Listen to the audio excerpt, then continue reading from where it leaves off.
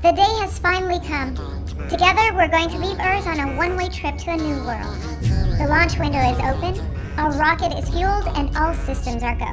So get ready as we go on a mission to Mars.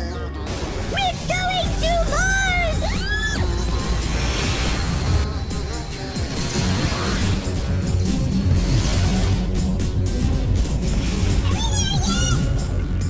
For almost 6 decades, NASA's work has inspired millions and millions of Americans to imagine distant worlds and a better future right here on Earth.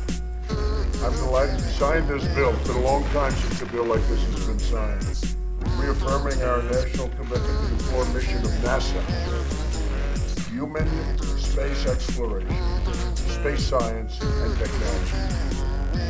With this legislation, we support NASA's scientists, engineers, astronauts, and their pursuit of discovery.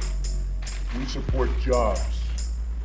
Going to Mars, it's going to be one of the biggest challenges humanity has ever taken on. Do you think we have the will to actually pull this off? No, we don't have the will right now. And the public is really not all that fired up. The whole atmosphere that we're living in is not like it was in the Apollo era. One big difference is the level of enthusiasm of the American public. The second big difference is the level of enthusiasm in Washington. And it's not just enthusiasm, it's money too. During the Apollo era though, NASA had about 4% of federal spending. Now it's less than half of 1%. Is that going to have to change in order for us to pull off this mission? Yes. NASA doesn't have an exact price tag for a manned mission to Mars, but some argue it could cost hundreds of billions of dollars. This year, NASA received a budget increase of $1.3 billion. The U.S. is trying to lead the rest of the world in exploring our solar system, but not a foray out and back, but actually expanding human presence throughout our solar system. In case you haven't heard, the latest disaster for the rest of the universe is that the United States is going to go to Mars. Okay? Oh, yeah. We're going to go to Mars. And then, of course, we're going to colonize deep space with our microwave hot dogs and plastic vomit, fake dog shit, and cinnamon dental floss, and lemon-scented toilet paper, and sneakers with lights in the heels.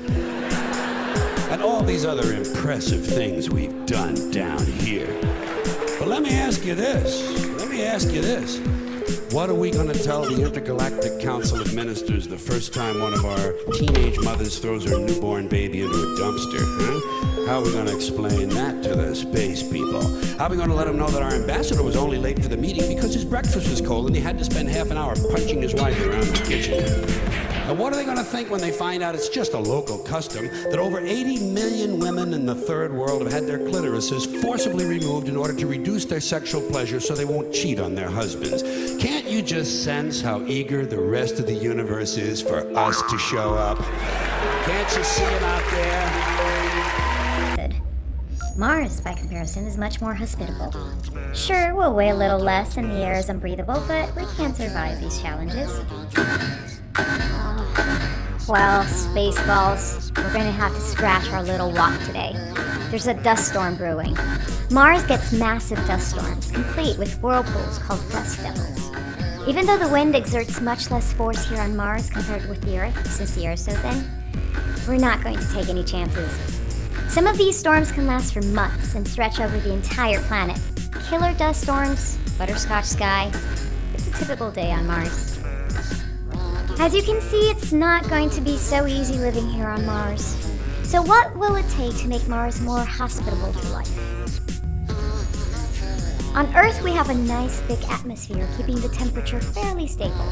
The greenhouse effect from gases like carbon dioxide keeps warming our planet, making it suitable for life. You might think, with such a high percentage of carbon dioxide in the air on Mars, we could expect the greenhouse effect here as well. But the atmosphere is just too thin. And water vapor, which also helps stabilize Earth's temperature, is present here only in trace amounts. Is there a way to transform this place, to terraform it? Scientists are working out some proposals. It comes down to 3 key elements: build up an atmosphere, keep it warm enough to sustain life, and stop the atmosphere from leaking away into space. One day, one beautiful Martian day. Hi everybody, my name is Spammels and welcome to Buzz Aldrin's Cycling Pathways to Mars. Now Buzz Aldrin, American astronaut, Apollo 11, second man to walk on the moon. You may have heard of him. Well, he loves space and he's not done exploring it. He doesn't only want to go to Mars, but he wants us to have a permanent colony there. Now he's... Oh my God! I'm Buzz Aldrin. Hi Buzz! I was honored to be a member of the first crew to set foot on the moon in 1969. My colleagues on that historic Apollo 11 mission, Neil Armstrong, Mike Collins, and I, represented a challenge set in motion by President John F. Kennedy. And he's off! We choose to go to the moon in this decade and do the other things, not because they are easy, but because they are hard. Because that goal will serve to organize and measure the best of our energies and skills. Because that challenge is one that we're willing to accept, one we are unwilling to postpone, and one we intend to win. Yes, mate! Just a short 8 years after President Kennedy's call to reach for the moon, Neil and I were standing here on the moon. We're gonna go to the moon, aren't we? Oh wow, that's cool. That's one small step for man, one giant leap for mankind. A dream of centuries transformed into reality. But I want to be remembered for more than just kicking up moon dust. I want my legacy to include laying the groundwork for a permanent human settlement on Mars. And I have a plan. That plan is called Cycling Pathways to Mars. Yeah! Bye!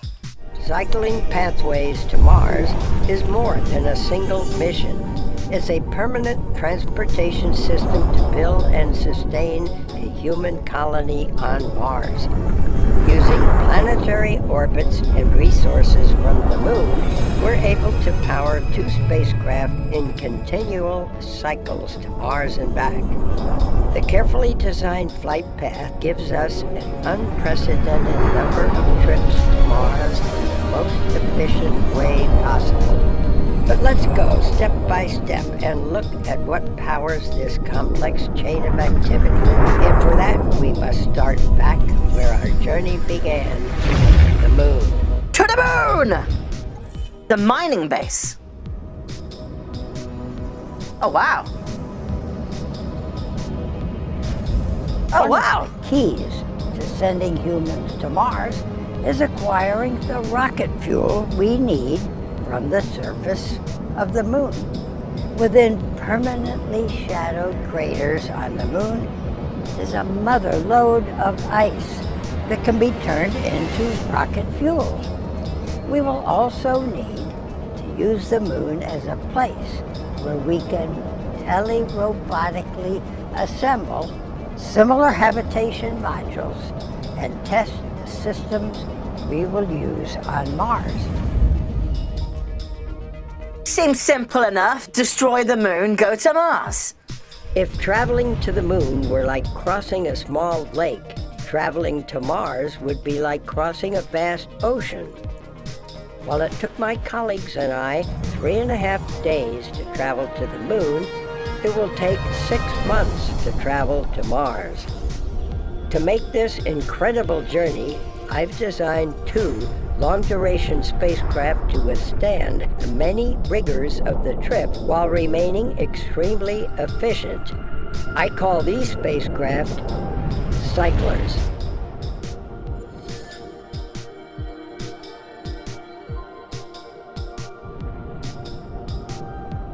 But they look really susceptible to damage.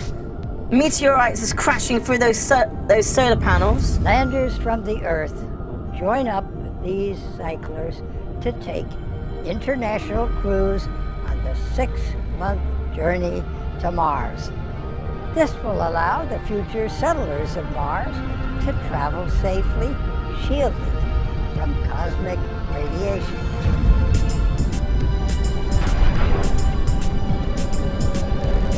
Okay, seems simple enough. Staying on the topic of Mars, getting to the red planet will take almost a year one way, so astronauts will need to maximize their resources, including, as it turns out, their urine. Yes, ECN. Classic. Super classic.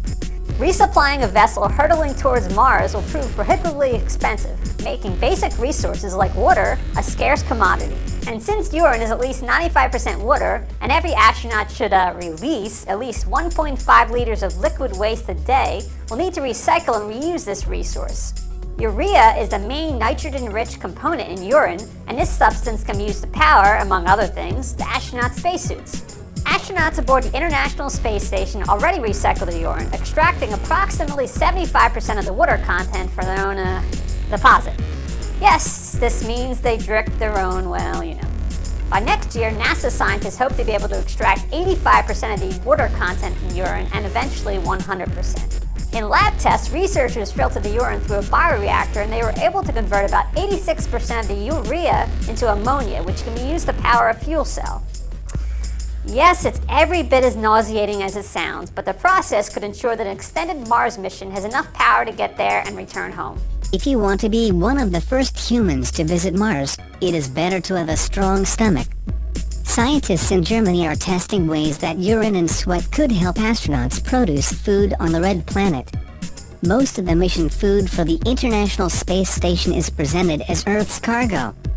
However, longer-lasting space missions, such as those to Mars, would require a self-sustaining food supply. Scientists Jens Hauslage, a plant physiologist at the German Aerospace Center DLR, is investigating how to grow food in space, including a test system consisting of a urine tank and a tomato plant, the BBC reported. The Earth is a closed biological system with plants producing oxygen and food. Then you have the animals and the microbes to produce all the degradation processes in the soil, Hauslage to the BBC. Without these systems, there is a sustainable long-term life support system will be viable. Using both synthetic and human urine, Hauslage is conducting laboratory experiments to recreate the cycle in a way that could be useful for space travelers. The BBC reported the scientists filled columns of urine with pumice stones covered holes that form when you mix with water. Inside pumice stones holes are colonies of bacteria that feed on urine, which converts ammonia into urine into nitrite and nitrate salts from a fertilizer. It's not your average weekend away, but for one adventurous couple, the Red Planet could be their dream destination. A US non-profit foundation is looking for a married couple for its mission to Mars, but blastoff won't be until 2018 when the first launch window opens. The project will cost upwards of $1 billion, all of which will come from the private sector. We have funding to keep this going for 2 years out of my pocket, but anyway, we should be able to raise the funds to complete the mission. This is a challenging but attainable goal for advancing human experience and knowledge. Now is the time. 10 years ago, Dennis Tito became the first space tourist on the International Space Station, paying $20 million for the privilege. But the mission to Mars will be a little less glamorous. The privately funded expedition won't have to stick to NASA guidelines on air and water quality. Yes. It's a really long road trip. You're jammed into an RV that goes the equivalent of 32,000 times around the Earth, and you can't get out for about a year and a half. And you've got everything in there with you, jammed inside. It's a journey that could test the most solid of marriages. The crew would have minimal food and clothing, and urine will be recycled into drinking water. And if the worst happens, there's no turning back. The plan. So, for those who aren't familiar with the mission, it's being run by Mars One, a Netherlands-based company who by 2025 want to have a permanent human colony on Mars.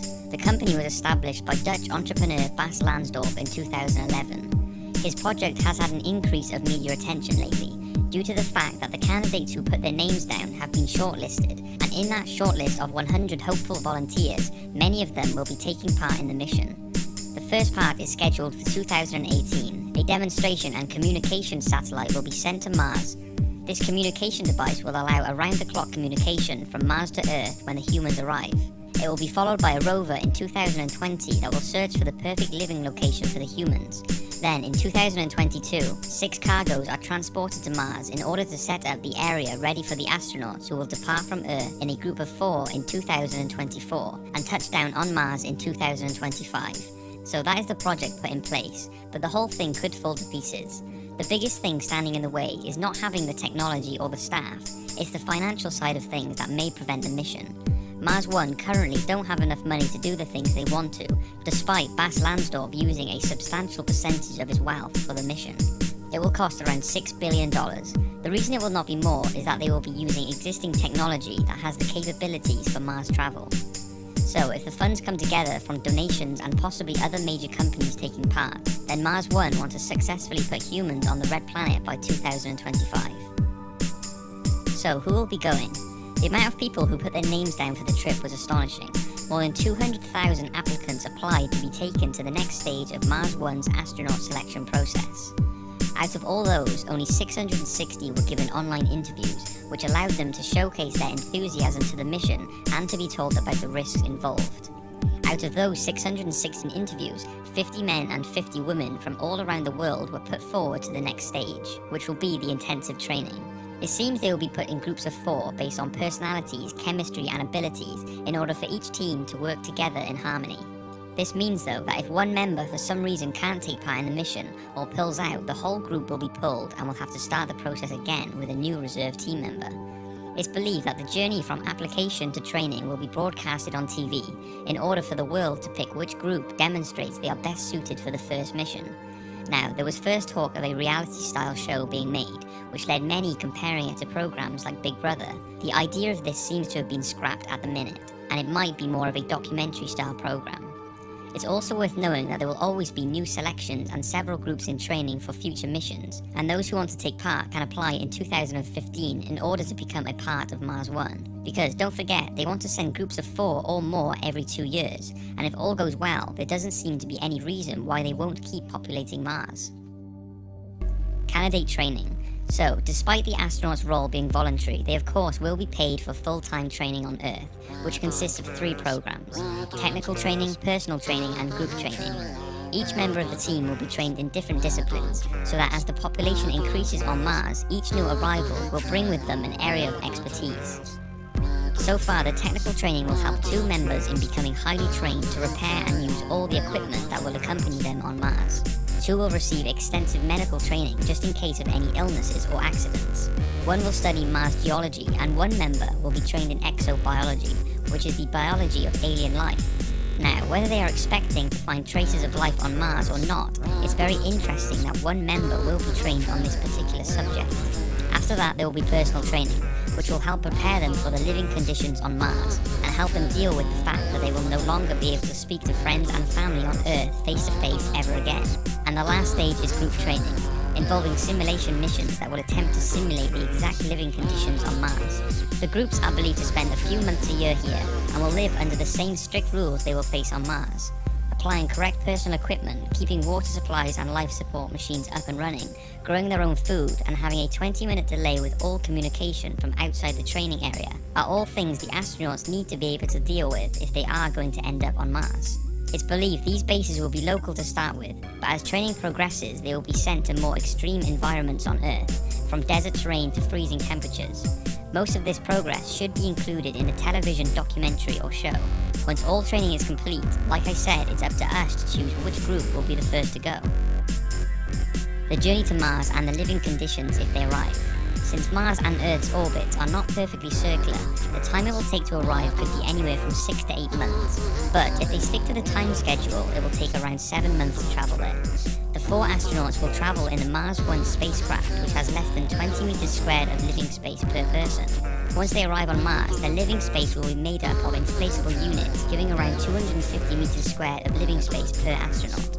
If, however, one of the inflatable units gets damaged, it will still be fully functional until a new replacement can be sent out.